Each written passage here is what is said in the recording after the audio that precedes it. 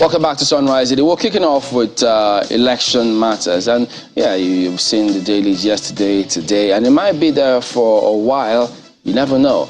Well, as you've seen there, Mr. Igini joins us next. He's a former resident electoral commissioner for INEC in Akwa Ibom State. He joins us virtually. Good morning, and thank you for joining us today on the program. Well, now all of us playing out about preparations for elections and that narrative coming through from the commission. Yes, you've seen how people are responding to this one. So I know you have insight. You might have spoken to a couple of people there to actually understand the thinking, the rationale behind those narratives and how we are all internalizing it, externally. What is your thinking concerning that statement, if you could put them in context for us?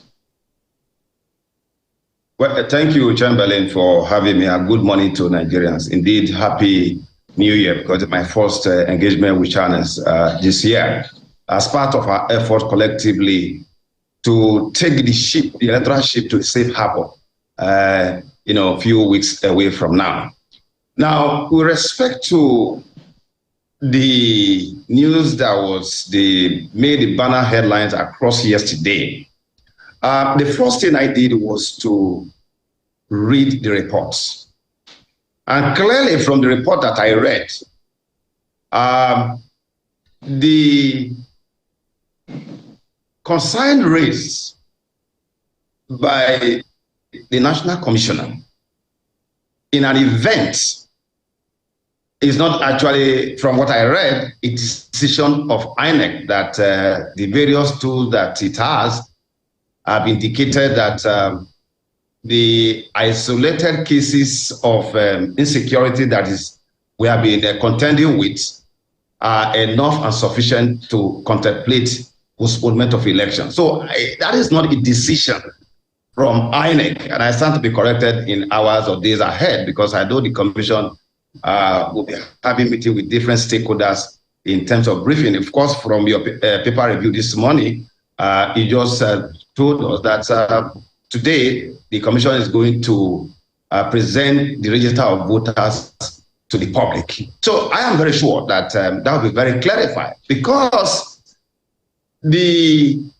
statement is actually a call to the security agencies to be up their game. Not necessarily that will be enough and sufficient to talk about postponement of election or whatever you call it, cancellation. Not at all. I don't see that. That's not the decision of the Commission. And interestingly, from some of the report, it was as if the chairman that said so. I don't think so, because if you read all the report, there is nothing like that. And in any case, we regrettably, a bad example is not a good example.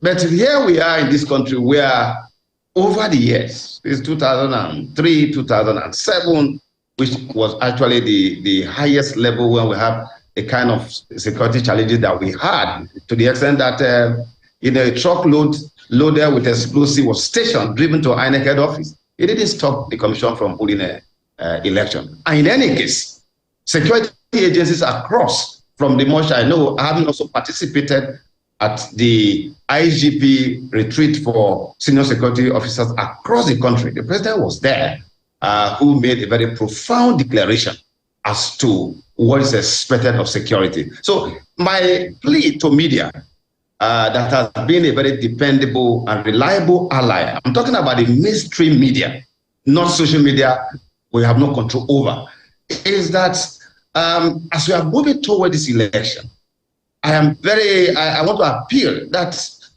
statements made by officials of the Commission should be further clarified, particularly if it's an opinion that has been expressed, which of course is a genuine one from this National Commissioner itself. It's a genuine concern.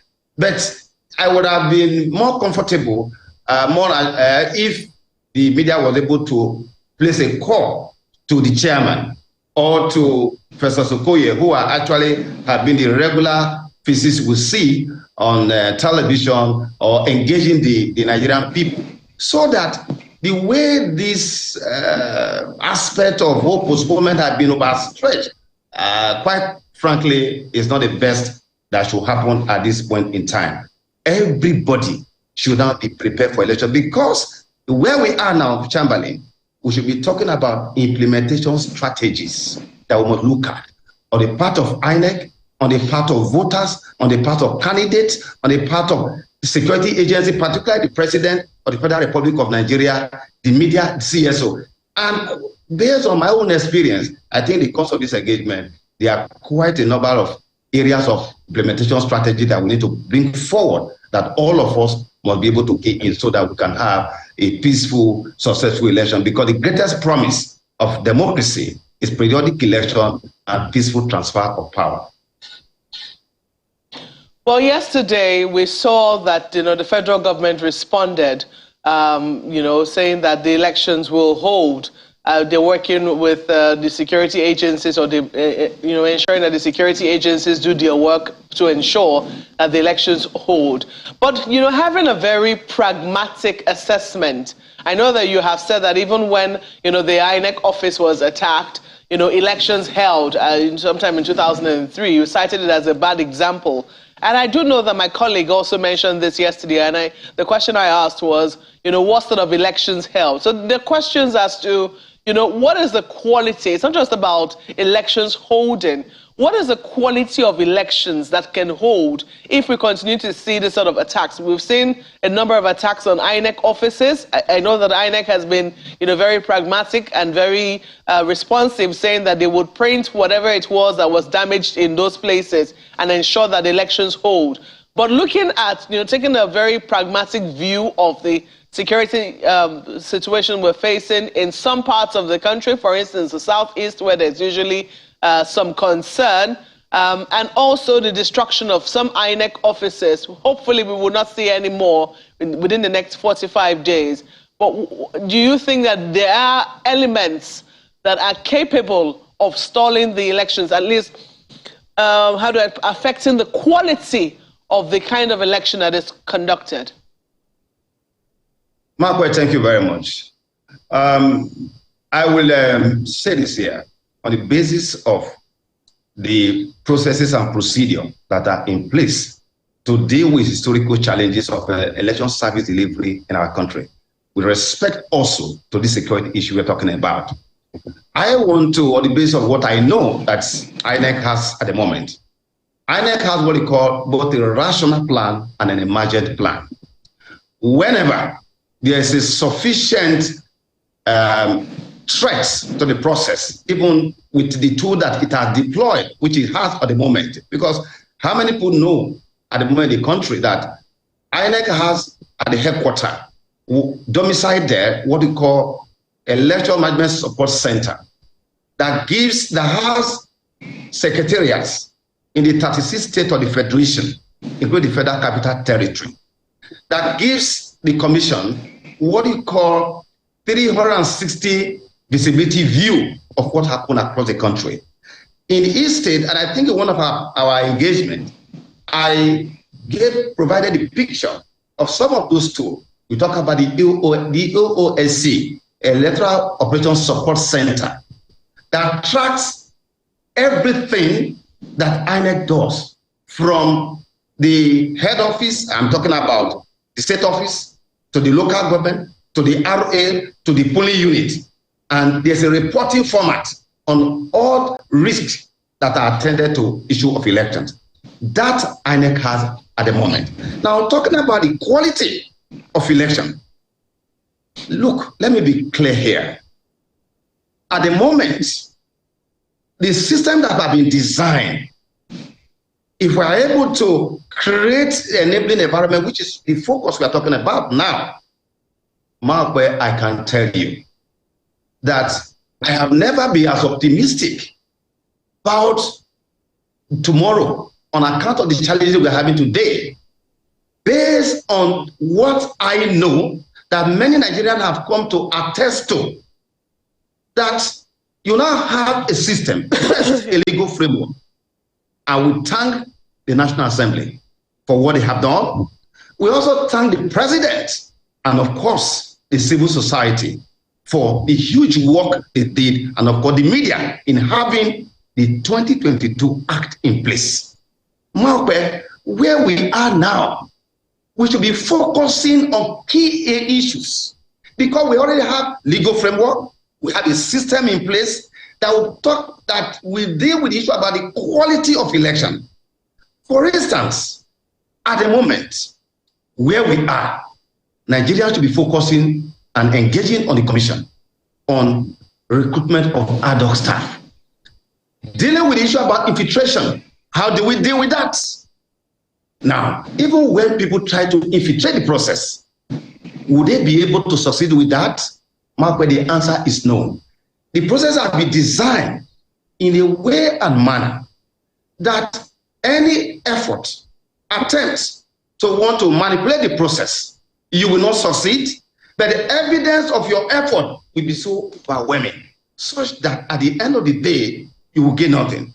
And that takes me to the issue about what you hear every day. People collecting PVC, people harvesting details of PVC, which they are doing at the moment. Of course, the issue about preloading, there is nothing like preloading anymore. In any case, the preloading they are referring to was the period of the car reader, where people just merely have warehouse PVC, swipe them. That does not mean that it has been accredited. And of course, with the provision of Section 49, Section 53, that deals with total number of registered voters. Today, we no longer talk about total number of registered voters. At the end of the election, Maupe, a new register will be produced at the polling unit. Now, that has dealt with that. So, issue about preloading, collection of PVC, it will amount to nothing. What is going on is that some ICT experts, and of course, I cannot rule out from within our own system, who are giving fake information to politicians and making money from them, that you can preload, you can harvest details of PVC, it will amount to nothing. All of this is we are talking about, Maupe, in the 105 elections that have been conducted, none, all of these things, they try to do them, they all fail woefully. So where we are right now, it is for people to go and collect your PVC, the beavers will be used, no more incident form, all right? Then the issue about hacking, oh, they are going to hack, do this and all of that. So we will get to those issues. We will get to those issues. We're still dealing largely with the issue of security. And as you know, I mean, as INEC itself continues to emphasize, you know, elections are a multi-stakeholder affair. For its own part, internally, etc., the things that are within its control, I'm sure that it is doing its best, you know, in that regard to safeguard the process. But the things that are outside of its control, for instance, such as security, which is the fear that the INEC National Commissioner was expressing yesterday or 2 days ago. There are questions as to, you know, the things that are outside of his control. Do you think that there has been sufficient will? Because citing examples, in 2015, we saw that the Northeast, for instance, there were questions as to, you know, whether all of Nigeria's territory was within its control in 2015. And we saw that the federal government, you know, I think there was some conversation between the federal government and INEC, and they had to move the election so that there could be clearance operations in the Northeast at that time. Do you think that there is anywhere right now where INEC has concerns that they should be raising with the federal government to say, look, if we do not conduct elections in these areas, the outcome could substantially affect the results of the elections that we see in the general elections, and they need to do something about those areas as soon as possible? Are there areas like that? Maupe, at the moment, even the official of the commission that was referenced, he spoke generally. He didn't specify any particular area where it would be impossible to conduct election. Two, INEC as a body and the security agency, I am aware that, which is of course the normal practice, to do what we call the mapping of areas, what they call flashpoints. All those areas that have been mapped are already there. Two, I know that 48 hours to the election, 24 hours to the elections, there are measures that will be taken, and indeed on election day. But at the moment, the point being made is that the genuine concern, which of course we all know that around the country, there have been areas of concern, attack on INEC offices. And I told you that, look, with respect to attack on INEC offices, we are only losing resources because we have to replace, INEC have to replace those material that have been destroyed, generator, cubicle, and all of that. But that all of those things that are happening, they have always happened before, but INEC has always recovered. For instance, to drive home this point, and so that we can move away from this and let us focus on key issue, and that is that who would have thought that INEC would be able to conduct election in Anambra State, given the kind of security challenge that was going on before the governorship election in Anambra State. But at the right time, everybody working together, particularly the security, and they did very well, were able to conduct Anambra election. I am saying my optimism is based on the fact that, yes, there are concerns of security, which those who are saddled with that responsibility should deal with. I think that is the point really that should be emphasized from what the National Commissioner spoke about, and not necessarily about, the thought of postponement, which is more people are dwelling on. I am saying that, look, we've got to be careful, because we cannot have a country where we tell the entire world that we have no national character. We fix election for 25th of February and March respectively, and because of isolated cases, which are not enough and sufficient, even though consigning will not lead to postponement of election. In the days ahead, hours ahead, I am very sure, because up to this moment, Maupe, we have not heard from the commission on this subject matter. What we're discussing is just, is genuine concern by an official of the commission, which of course have been stretched to the point of serious worry for Nigeria. Yes, indeed, Mr. Igini, but the hope was that INEC would have spoken up, the commission would have spoken up much earlier than this, particularly when Mr. President said, I think in November, that INEC has no excuse not to be ready for the elections. But let's progress in the conversation as we look at issues having to do with recruitment, speaking of which CSOs and opposition parties have expressed concern that the INEC portal was open and that it shouldn't have been announced because it would be open to all manner of partisan people who would infiltrate the commission seeking employment as ad hoc staff. What are your thoughts on this? I know you have clarified with us in the past that RATECs, as registered area technicians, cannot be used to compromise the elections. But is this worry now about the opening of the portal in any way related to the fears about the use of RATECs to compromise the elections? Well, thank you. Let us now please understand the nature of ad hoc staff to be recruited and the source where they come from. At the moment, INEC has a total of 176,846 polling units. These polling units are the most critical point where the will of the people that must govern, that must be counted and taken into account, will take place. Interestingly, the good news is that all those who will man the polling units are drawn from the NYSC, are taken from NYSC. Don't forget that the current system have taken power to the people at the polling unit, where election will be won and lost, and no longer at War Collation Center, local government, or other levels of collation. So at that level, that has been well taken care of. And of course, from the beginning of this program, you show the picture of the commission chairman having meeting with the NYSC.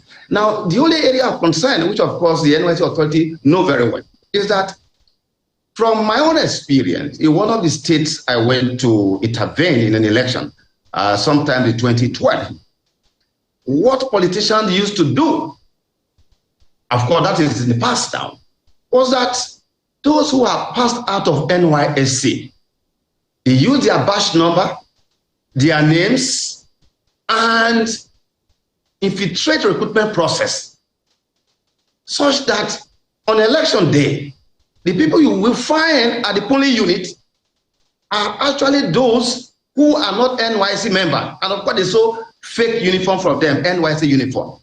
But that has been dealt with. But we must be vigilant. And that is why the current procedure now is that the DG of NYC will personally, certify the list of NYC to be sent to the commission down to the state level. So at the polling unit level, that is covered. Now, at the level of what we call War Collation Center, at the moment, INEC have also now working what they call states, federal agencies.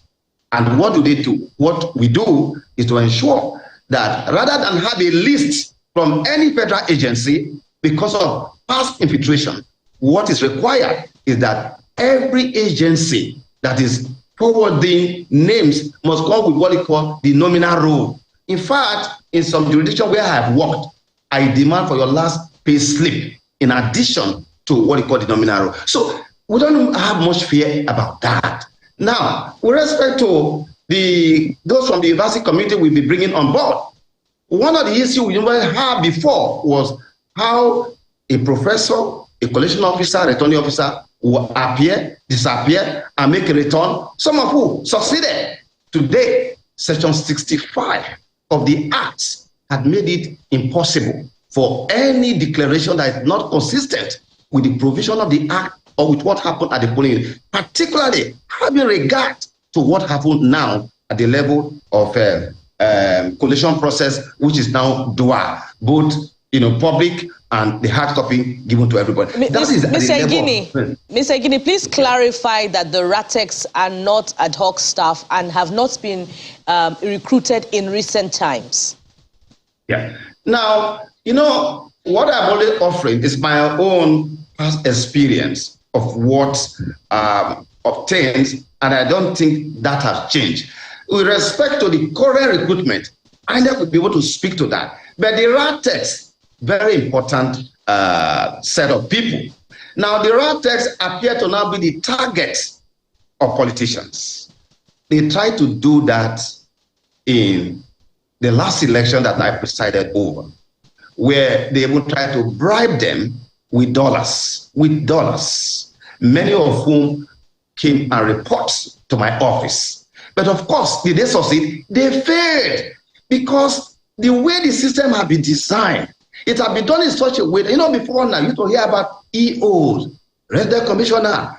Today, I can confirm to you here that the chairman of INEC, the national commissioner, the REC, electoral officers, they cannot sign one document on election day. They cannot help anybody at the moment. And that is why it's unnecessary for people going after the chairman, dragging his attention everywhere from one court to the other. What can he do? In fact, if you remove this set of commissioners you have in the place now, and you bring a new set of people under the current system, there's nothing that they can do anymore. So the results... So the RATEX I'm trying to drive to here are the people who will be at the War Collation Center when they are going to do collation with the collation officer to ensure that what has been uploaded to the IREF as well as the central server is consistent with the hard copy that a presiding officer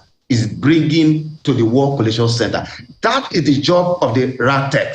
Now, the politicians believe that RATEC could be used to change what has happened at the polling unit.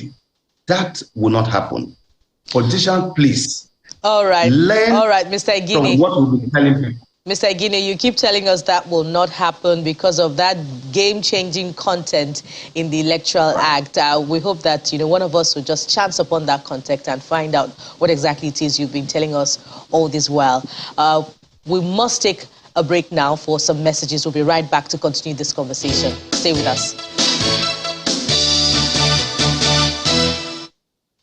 Welcome back to Sunrise Daily. We also have Mr. Mike Igini, former resident electoral commissioner, INEC in Akwa Ibom State. Thank you, Mr. Igini, for holding on. We've been looking at the 2023 elections, particularly concerns about INEC that the elections may not hold in certain parts and other related issues. Mr. Igini, as we now progress with the conversation, I'd like us to talk about the cases, the outstanding cases in court yet to be determined, the candidacy of most people aspiring for positions, and with 45 days to the elections, what does this portend? Thank you very much. Again, that's why I said that a call for stakeholders to play their own role will not be enough and sufficient to talk about postponement. As we speak, what is very clear is that presidential candidates, there are no problem with them. We don't have any litigation with respect to that. But regrettably and shamefully, I must say, that with respect to governorship, senatorial, House of Rep, State House of Assembly, a huge number of those who will be candidates, regrettably, will not be known before the election. But that will not stop the election from holding, because what you have, what we are going to fall back on, will be the logo of the party, because candidates' pictures don't appear on the ballot, but the logo of the respective political party.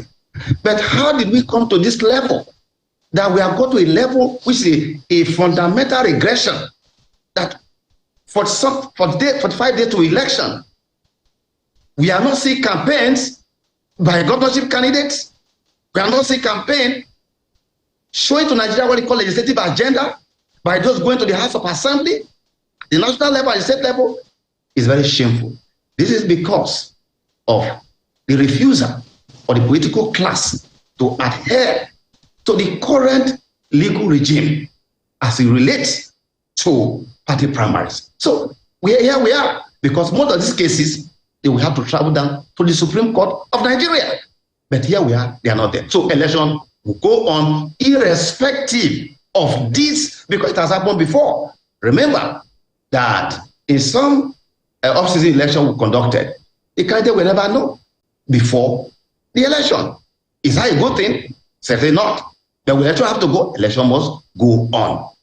So what we should be doing right now for the presidential candidate, where we are more settled in terms of not having issue, is that they should go and set up their situation room right now.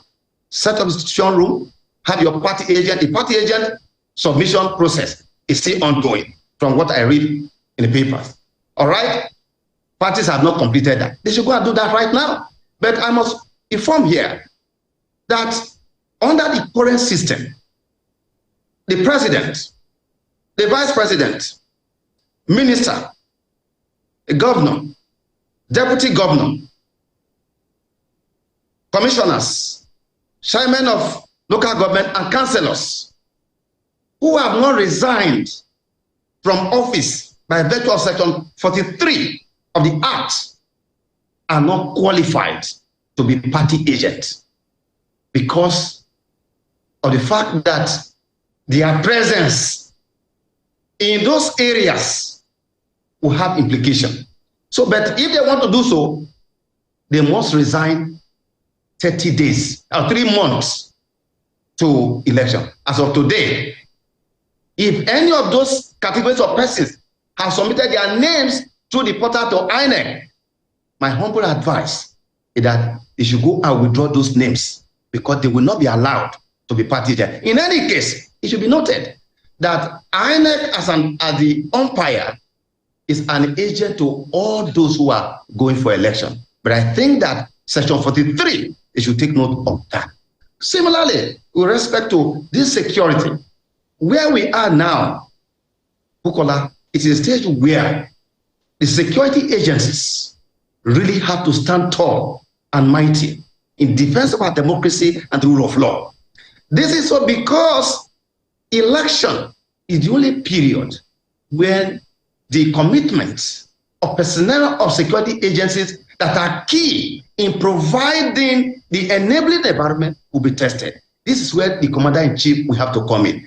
Where we are now, we should be focusing on implementation strategy. So therefore, I will encourage Mr. President, who have made profound commitment, all the statements he have made at Owerri in various events that he has participated, he has made it very clear that the security agencies must be apolitical, they must be fair, they must be loyal to democratic values. And we're able to do so, to call them now to do the following. One, they must present to Mr. President their specific strategies to deal with thuggery.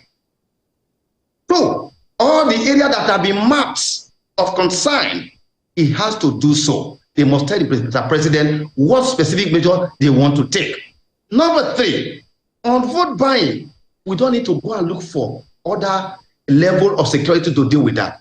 All those who are going to be deployed to polling units, we should be the one that will be responsible for ensuring that those who want to buy vote are stopped from doing so. Therefore, they will be held accountable. In fact, dismissal to be awaiting a police officer, security personnel in whose presence this devaluation of the ballot is allowed to take place.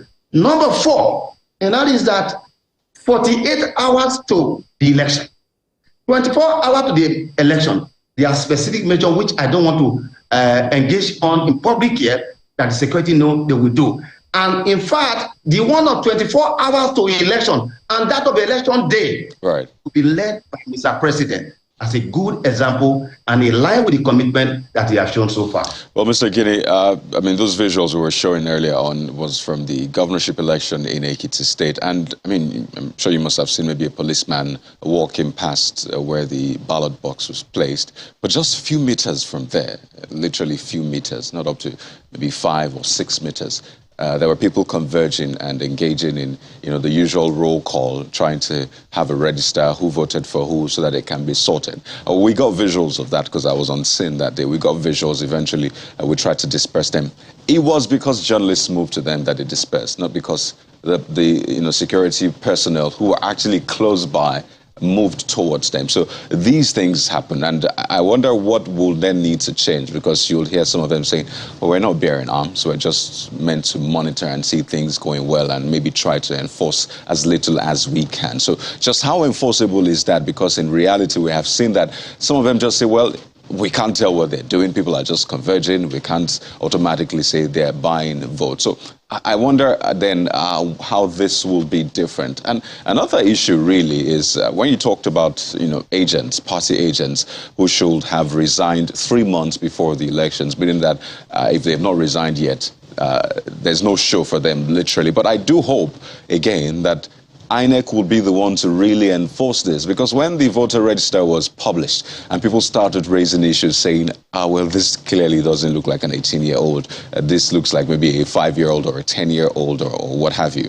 INEC said, well, Nigerians should help us to identify these people. So I hope this will not also be a case of INEC asking Nigerians to help them identify which of these agents have not resigned. Maybe from your past experience, do you think INEC is able to do that on its own, or it will also be relying on the help of Nigerians? Yes, thank you, Kayode. Election management is a multi-stakeholder responsibility, and the issue you are talking about is squarely on that of security. Now, I am aware that there is going to be a new operational order, which we've been using before, but now it's going to be used nationwide. The operational order is to the extent that now the security personnel, of course, it's a mission led by the Nigerian police that will be deployed to the polling units. The IG of police, the commissioner of police, INEC chairman, the REC at all levels, they will have access to whoever they deploy to a polling unit. Now, every one of them deployed to a polling unit will be charged to take that responsibility, because the moment you enter the polling unit, you are not allowed to use that is, once you enter the polling unit, you have been accredited, you have been issued a ballot paper, you move to the cubicle where you are going to make a choice. You are not expected to use your telephone. As a matter of fact, those who are willing to part away with their telephone within this radius, I'm talking about within the radius, because they need their phone after they have voted. But when you are going to vote, it means that you are ready to lose your phone. Security people are going to be specifically directed to ensure that vote buying, trying to show to people who you voted for, is not allowed. That is a responsibility that must be discharged. When I said earlier that refer to the media as a dependable ally, we cannot quantify what you guys have done in terms of helping to expose. The instance you mentioned, it was not the security that helped. It was the media. And that's to tell you the power of the media. We will encourage you to do that. As a matter of fact, as part of your credit, the people's right to know. It is one of the things we expect that should be done in this election. And so, for party agents, they still have the window. If you know that any political party, of course, this is usually a problem of the party in office at all levels.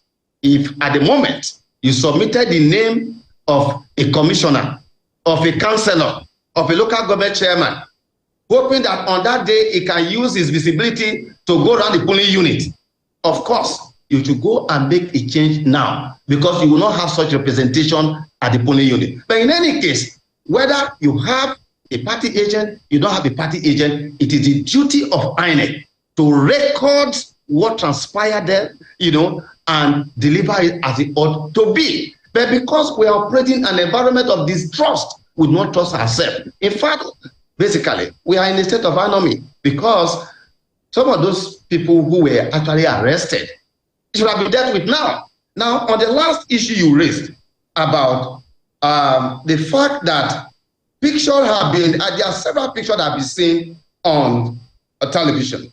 Now, this is one, and I need to explain to Nigerians what they try to achieve here. Now, if you look at what I'm showing to you here, it has been in the social media for the past few days. And I need to explain to Nigerians to say, look, all of these things are the past shenanigans of politicians. If you look at the picture that I'm showing here, this is clearly somebody about 6 years old or 5 years old. Now, on election day, no matter how shameless the parent of this child, no matter how shameless members of that community, it is not possible that you will see such a little boy on the polling unit queue up on election day. But in the past, this is where we are departed from. You see, we have left Egypt. Some people are still there. Now, in the past, what happened was that they needed as many ineligible persons like this to be on the register, so that by virtue of section 53, we talk about total number of registered voters.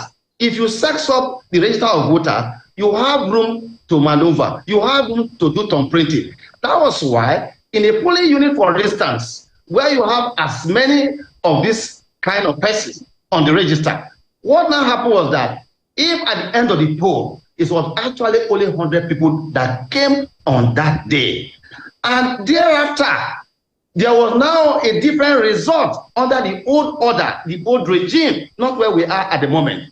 What now happened was that when you go to tribunal, the law, the court will say that, look, you cannot talk about overvoting, because, INEC argument will be that on the basis of the actual people who came, you only have just only 100 people. How come the result had changed? This is an overvoting. The law, the position of the law was that overvoting was based on total number of registered voters, in which case you still have extra 400.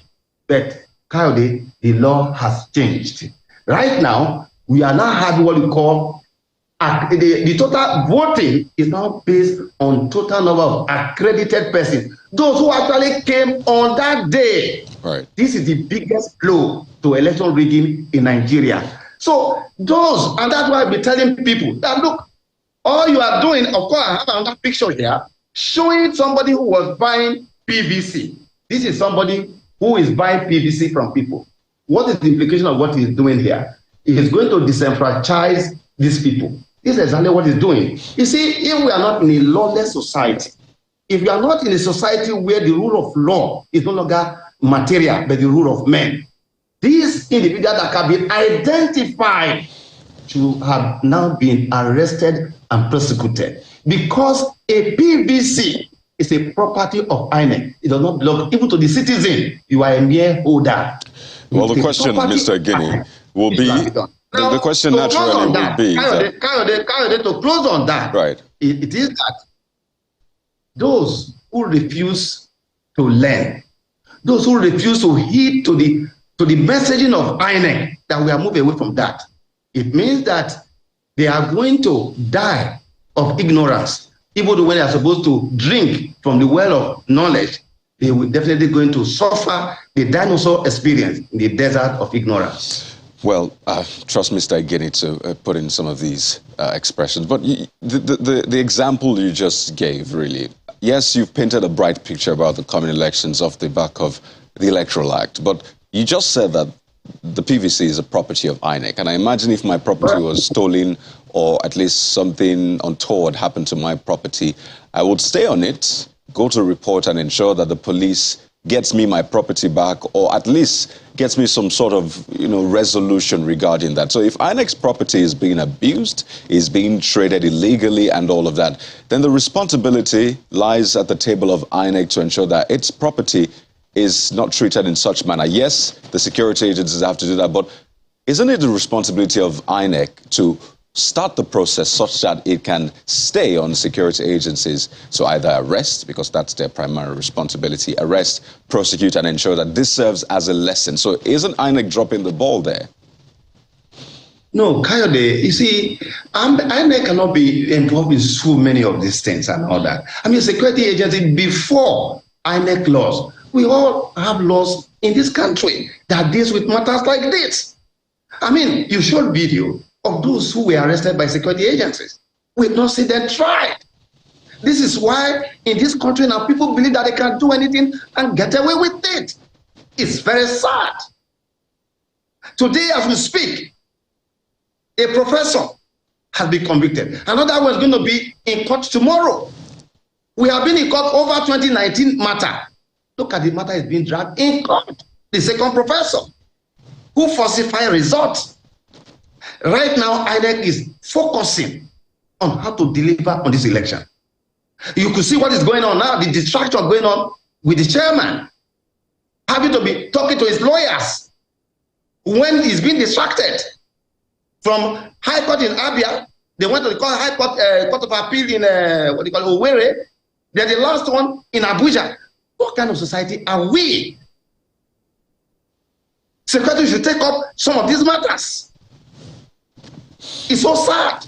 Well, I know the last pronouncement. Me, I call on Mr. President here. I need to call on Mr. President here. So look, under your leadership, this INEC, so much innovations have come up that will be written in the history book that under your watch, this thing happened. But where we are now, Mr. President, your greatest legacy will be the outcome of the forthcoming elections. Well, he has said that time and again as well. Has implication right for the future of this country. Mr. Igini, lots of things to touch on. President need to be very strong. Right. So lots of issues to touch on. Quickly, I'd like you to speak to this. I think it came up briefly earlier on. And it's people reporting that they're not getting access to collect their PVCs. In fact, one of the dailies had it right there on the front page. It's the biggest story that people are being denied access, or at least collection of their PVCs. And we've seen this time and again. I'm sure you've seen some of the reports. For a person who is experiencing that, who has gone through that and really doesn't know what to do, because it's expected that it's their property as well, they should be able to access it. What should they do? Right now, I have been getting such, people have called me. I'm no longer in INEC. But you have institutional memory, as they say. Because of my votary. Right. For the right thing to be done for the good of our country. Because, Kayode, I've never been as optimistic as before on account of what I see. That I can see a new day for Nigerian people. So with respect to the PVC, I've had to call some areas where I've got complaints to say, look, this is what I'm hearing. I see some of this video, I forward to them. They try to give explanation that is not exactly true, and so on and so forth. So what I'm asking Nigerians to do is this. Any office that you go to, where you have been denied, make a recording of that and try and forward it. Put it on social media. Let everybody see that this particular office, this is what has been done to you. At the moment, I understand that at the level of the local government, it was far from where people domicile. It has been devolved to the ward level. The report we're also getting from folks who are either relative or friends has been quite encouraging. But that is not to say that we don't get this report. And of course, it is INEC to issue sufficient warning to our staff. Wherever such things are been alleged, if found out, such staff should be proceeded against. That has only been my recommendation. If you try that within my jurisdiction, there will be consequences. Deviation from ethical standard, there will be consequences. Because we are expected to work and treat Nigerian people respectfully in giving them their PVC. And that is where the fear for some people comes. People who then imagine what will happen on elections. 70,000 polling units. Does INEC really have enough eyes to monitor what will go on that day? Kayode, thank you very much. I just told you that INEC are so innovated. In fact, it's the most, it's one institution I can tell you that are so innovated, developed robust tools to deal with historical challenges of election service delivery in our country. INEC have developed what you call, I just mentioned to you, the EMSC, Election Management Support Center, dealing with the EMS, Election Management System. INEC have some tools. Two of those tools are one, the Election Risk Management Tool and the EOSC. In one of our programs, I showed to you that everything is now being tracked from INEC office. And that was why in Akwa Ibom, for instance, in the last election, some character, they were kidnapping INEC staff at about 12 midnight, carrying ballot papers. I was right in the office. The team, the leader of the team from Abuja with the state have been trained to track the entire 31 local government. They didn't know. They thought we were joking. So when I placed a call, they were saying that we're using magic. There is no magic. INEC has developed tools. Let me restate the point I've always made before now. And that is that the people of Nigeria, this is the first and a very unique opportunity for you. Because the definition of democracy, government of the people, by the people, is what informed this innovation. At the moment, on election day, people are going to troop to the polling unit. Kayode, there's nobody who can stop a voter from voting on that day, other than activities of extra constitutional actors. That's the job of the police. Media men, INEC officials are not trained on how to disarm armed thugs. Those are the responsibility of Mr. Igini, let's wind down with this. Now, incidentally, you speak about no one can stop the voter. But what happens, because this is the first time we're going to be deploying beavers across the country for general elections, haven't used them in some states. So the experience will definitely be different. Yes, they've said they're training the personnel to ensure that things work. They've spoken about the safety measures, the alternative plans, but there may still be scenarios wherein, for instance, INEC officials could be alongside ad hoc staff or the voting officials, and it turns out that the beavers can't read either the fingerprints or the pupils or eyes of the person, and then there's no incident form. That's history. And what happens if they are there with a large crowd of people who probably then become very upset and insist that they want to vote. I don't know if INEC does scenario planning or SWOT analysis or those kind of scenarios. So what happens if those people perhaps or probably get angry, this mob action, they want to insist that they must vote when beavers don't work? Has INEC, do you think that that scenario has been envisaged by the Commission, and what may happen or what should happen in that kind of case?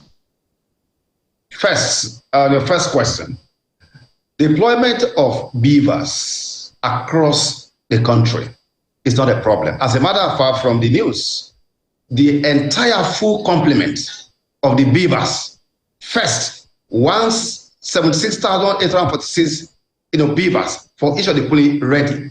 Then they also have contingency that is already in place. So just the way Kayode was deployed is same thing that beavers will also be deployed. Now, with respect to the unlikely, I use the word unlikely, event, that very unlikely, because we don't find that as a common thing, as something reported before, that a would-be voter have an issue about accreditation, which of course we have not recorded with respect to the 105 off-season and governorship elections that will be conducted. Look, at the moment, there are about 5 ways beyond the fingers confirmation that at least out of the 10, 1 should be able to do that. But in the unlikely event that out of the 10 you are not able to get that confirmed, what about your face? That has never failed. And in any case, they can use your VIN number, they can use your surname, all right? They can also use what you call the QR and the barcode. Look, Chamberlain, that is not a problem at the moment. Where we are right now is that we have a law. Where we are now, we have a system, we have a procedure. The area of concern is the one that we now need to have an enabling environment for that to happen. Interestingly, that's within the domain of the Commander-in-Chief of the Armed Forces. And so far, so good. Security have also demonstrated that, in fact, the last set of elections that were conducted under the current Inspector General of Police have shown eloquently that as a people, we have a capacity. What we must avoid is self-doubt. The system that is in place has brought tremendous energy of hope, of integrity, of credibility that is unequal in our electoral history. I see a new day for the Nigerian people. All of you, you must come out on election day. Election day, nobody go to INEC office, nobody go to political party office. All road leads to polling unit. That is where you are going to exercise your franchise. I'm so happy that I see Nigerians attaching value to the permanent voters card to change who they want to be leader in our country. That is the only way we can build a society when there will be opportunity for all and responsibility from all. A very good place to let it go. Mr. Igini, former resident electoral commissioner for Akwa Ibom State, thank you for your time this morning.